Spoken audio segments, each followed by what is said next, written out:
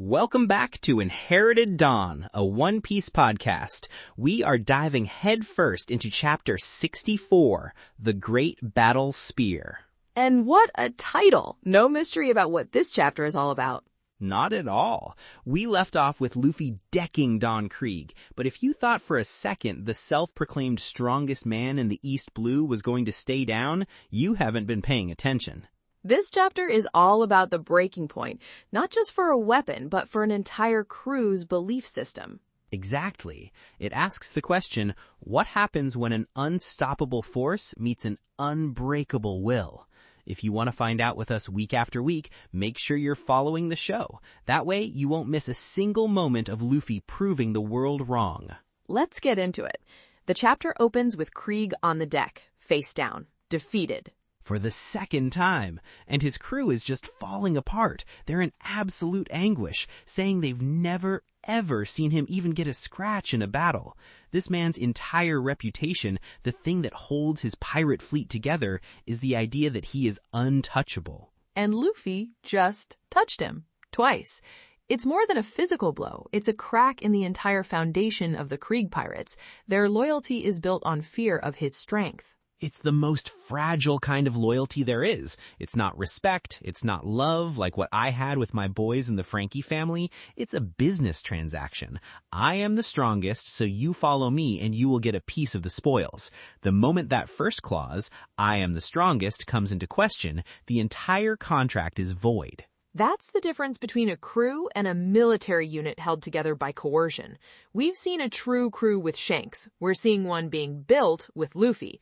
Krieg doesn't have a crew. He has an army of subordinates who will abandon him the second a more powerful leader appears. And you see that crack widen immediately. One of his own guys, just a random crewmate, whispers it. He says, maybe that Straw Hat kid is actually stronger than Commander Krieg. That is the most dangerous thought that can enter the mind of anyone on that ship. Because if Luffy is stronger, then Krieg's promises of victory are empty. His entire philosophy is a lie. That one sentence is more damaging to Krieg than Luffy's punch was. It's like a virus. That one whisper could infect the whole crew in seconds, and Krieg knows it. He hears that one little comment from across the deck, and you can just feel the temperature drop. He pushes himself up, a look of pure rage on his face, and just tells them to shut up. He's not just fighting Luffy anymore. He's fighting the doubt in his own men. He has to reestablish dominance immediately. He can't let that idea take root. He has to perform an act of overwhelming power to erase that thought from their minds. It's classic authoritarianism. When your legitimacy is questioned, you don't debate, you display force. So he does what he does best. He pulls out a new toy. He takes the two massive spiked shoulder plates of his armor, clicks them together, and suddenly he's holding this enormous double-headed spear, the Great Battle Spear. It's a ridiculous weapon. It looks like it was designed by a child who just wanted the coolest looking thing possible. Spikes, blades, it's huge. It's a weapon of pure spectacle. Oh, totally. As a weaponsmith myself, my first thought is that thing is horribly balanced. The center of gravity must be a nightmare. It's all for show. It's meant to look scary, to be part of the performance of being the strongest. It's less a weapon and more a piece of propaganda. That's Krieg in a nutshell, isn't it? He armors himself in propaganda. The wood's steel, the title strongest man, the giant fleet, the hidden weapons.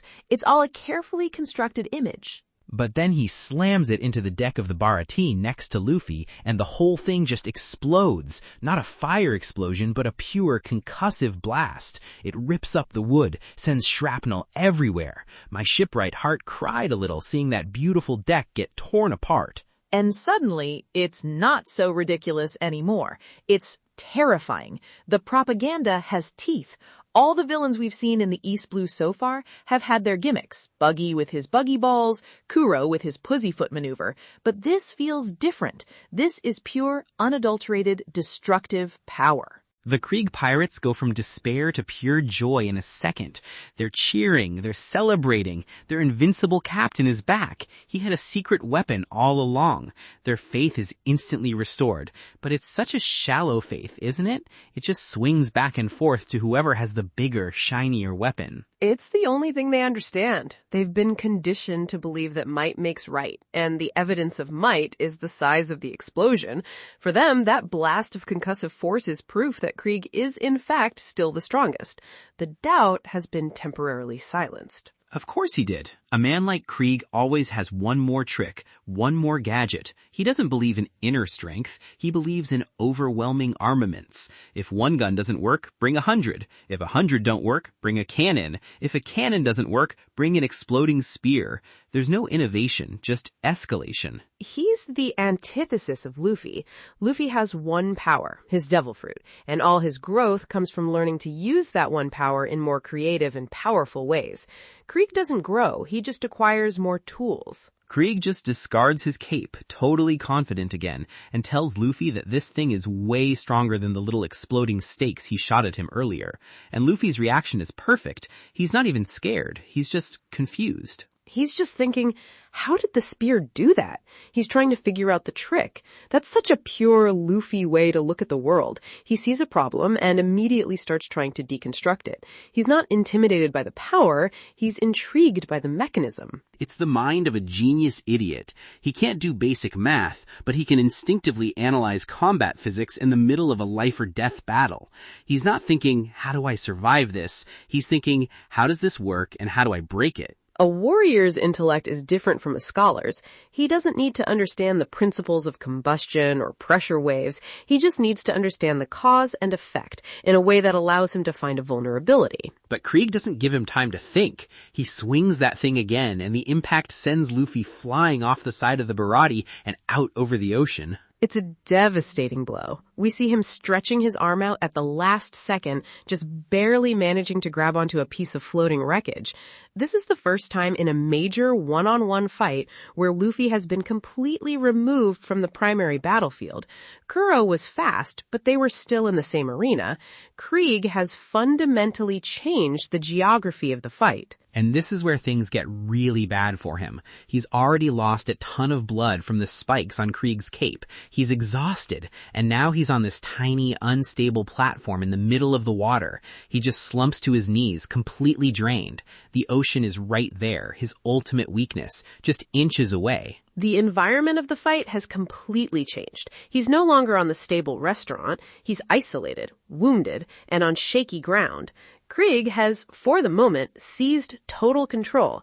He has dictated the terms of engagement, forcing Luffy, a devil fruit user, to fight on his most dreaded terrain. Back on the Barati, Krieg's crew is just gloating. They're explaining how the spear works. It creates an explosion based on how powerful the blow is. So the harder Krieg swings, the bigger the boom.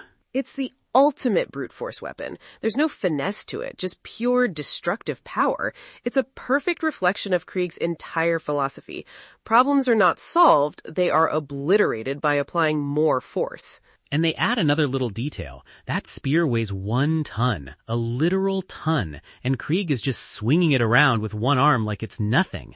Now, look, I've worked with a lot of heavy steel plates building ships, and a ton is a ton. That's not just strong, that's monstrous. It just goes to show you that physically, on a base level, Krieg is an absolute beast. Which speaks to his raw physical strength. We can't deny that. The man is a monster physically, but that's all he is. His strength is linear. It's measurable, 1 ton. It's a big number, but it's just a number.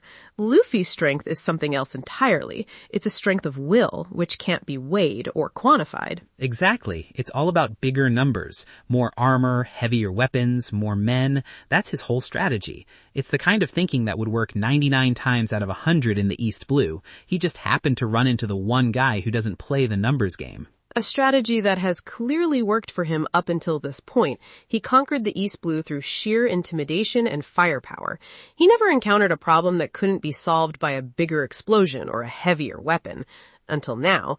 He's trying to use a hammer to solve a problem that requires a lockpick. But Luffy's not from that world. He doesn't care how much your spear weighs. Krieg keeps up the assault, just slamming the spear down around Luffy, who's just desperately dodging on this little piece of wood.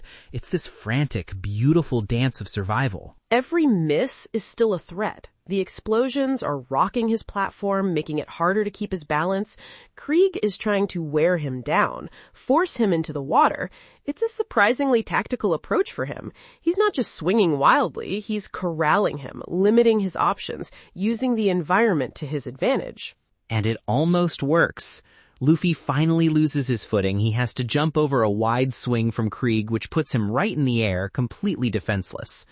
Krieg breathes the spear around for what looks like the final blow. It's a perfect trap. He used Luffy's agility against him. For a moment, it looks like it's over. Luffy is out of options. He has no ground to push off from, no leverage. He is completely at the mercy of Krieg's attack. But it's not. At the absolute last second, Luffy's hands shoot out and he grabs the spear.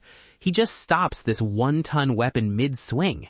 The sheer willpower in that one panel is off the charts. He's exhausted, bleeding, off balance, and he still manages to halt the centerpiece of Krieg's entire arsenal. The look on Krieg's face, it's not horror yet, it's just rage.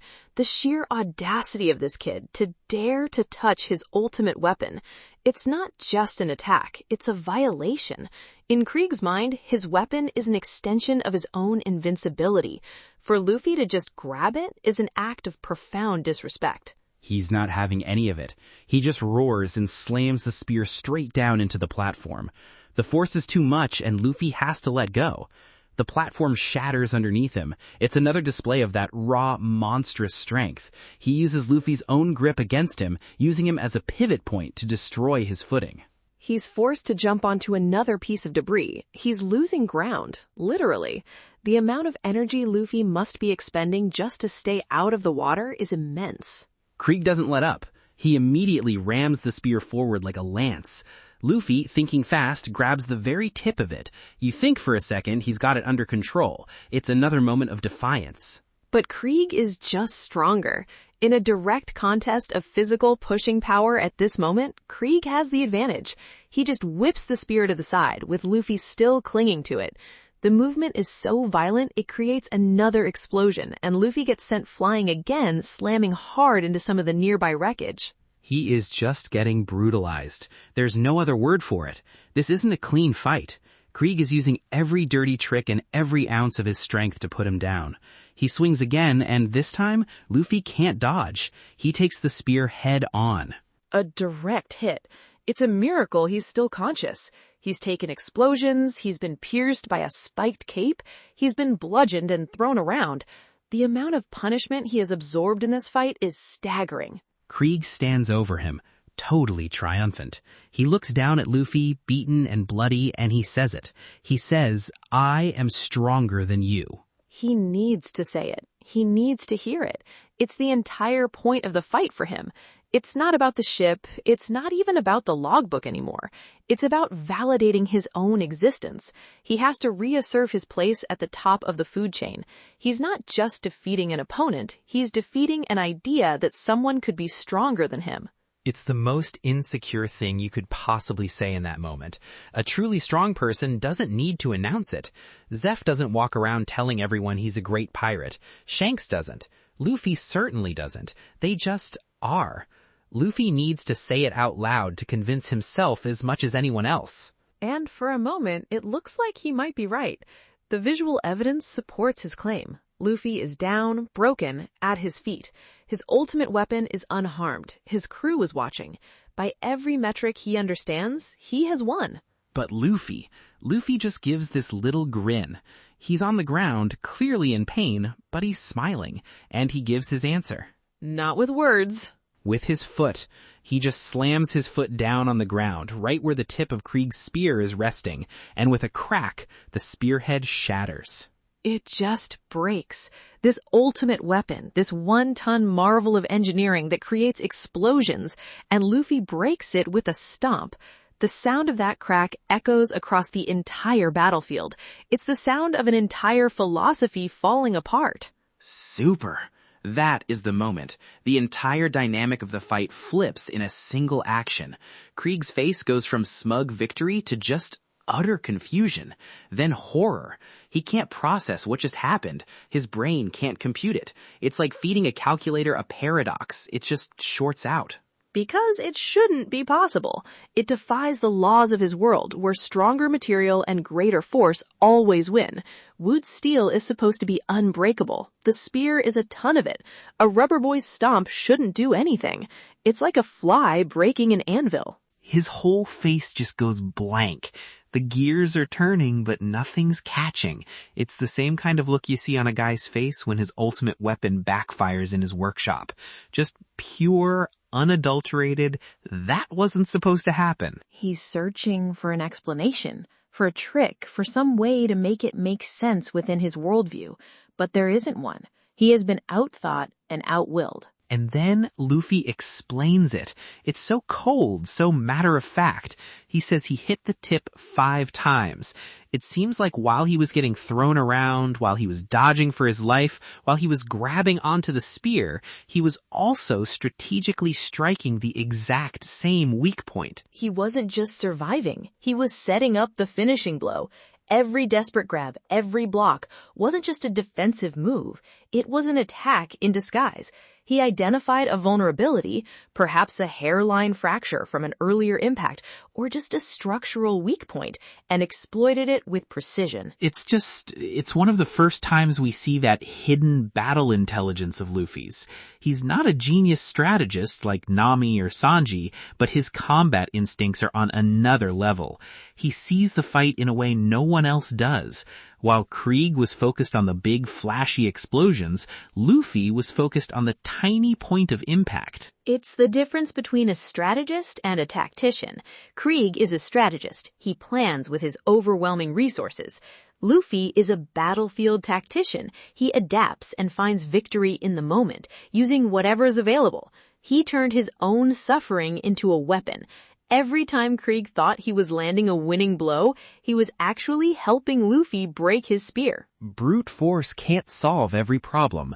Krieg built a weapon on that principle, and Luffy just dismantled it by refusing to play by those rules. He didn't try to overpower the spear. He didn't try to lift it or throw it. He found its breaking point. It's the ultimate craftsman's victory. You don't fight the steel, you find its weakness. It's beautiful. This moment recontextualizes the entire fight. We thought we were watching Luffy get beaten to a pulp, but we were actually watching him lay a trap. The true battle wasn't the one we could see. It was a battle of attrition against a single point on a metal spear. And then he delivers the final line of the chapter. He looks at Krieg, surrounded by the wreckage, and says that with this wide-open area they've landed in, he can finally defeat him. He has taken back control. He's not on a tiny, unstable platform anymore. He's on the wide, broken deck of Krieg's own flagship. He's taken Krieg's territory and made it his own. The thing that was supposed to be his greatest disadvantage, being knocked off the Baratie, has become his ideal arena. The confidence is back. The momentum has completely shifted. Krieg's greatest weapon is broken, his philosophy's in tatters, and Luffy is just getting started. What an incredible chapter ending. It's a perfect distillation of their conflict. Technology versus willpower, calculated cruelty versus chaotic freedom, quantity versus quality. And we know which side we're on. That spear-breaking moment is an all-timer for the East Blue. Let us know in the comments what you thought when you first saw that. Was that the moment you knew for sure Luffy had this in the bag? I think it was. There's no coming back from that for Krieg. His spirit is as broken as his spear. All right, let's get into predictions for Chapter 65. What do you think happens next? Okay, first prediction. With the spear gone, Krieg will fall back on his last defense, his Woot's steel armor. I predict Luffy is going to shatter it. We'll get a final massive attack, a Gomu Gomu no Bazooka or something similar, that doesn't just defeat Krieg, but physically breaks the armor he hides behind. I love that. Breaking the man by breaking his shell. Okay, my first one is related. Now that the spear's gone, the fight is going to get up close and personal. I'm predicting Luffy uses Gomu Gomu no Cane, the headbutt, to ring Krieg's bell right inside that helmet of his. It's been a while since we've seen that one, and it would be the perfect disrespectful way to rattle the guy who thinks he's untouchable. I like that, using one of his simplest moves to defeat Krieg's complex armor. My second prediction concerns Jin. He has been a passive observer for this entire final confrontation. I believe he's going to be the one to officially dissolve the Krieg Pirates.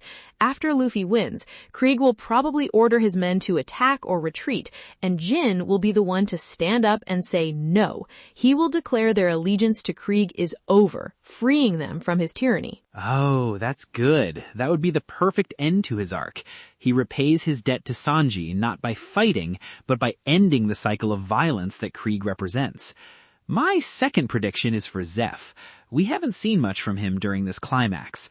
I think after Luffy wins, we're going to get a quiet moment where Zeph tells Sanji something like, "That boy, he doesn't just have a dream, he has the strength to make others' dreams come true too." It'll be his final push, the blessing Sanji needs to leave the Baratie. Acknowledging that Luffy is the kind of captain worth following. That fits perfectly. Okay, my final prediction is a structural one. I don't think the chapter will end on the Baratie. I think the final page will be a hard cutaway to Nami on the Going Merry. We'll see her looking out at the sea at an island in the distance, and we'll see the distinctive shape of Arlong Park, setting the stage for the next arc with a sense of dread. Bro, that would be such a classic move for this series. Just as we're celebrating this massive victory, he reminds us that a much, much darker threat is waiting right around the corner. My last prediction, I think Pearl is going to try one last cheap shot. He's going to see Krieg is defeated and try to attack a victorious but exhausted Luffy from behind. But he won't even get close. Sanji will intercept him with a single devastating kick, putting him down for good and symbolically cleaning up the last of the trash. A final definitive defense of their home. I can see that. All right, that's all the time we have for this week. This was an absolutely stellar chapter. It really was. The tide has turned. We'll see you all next time.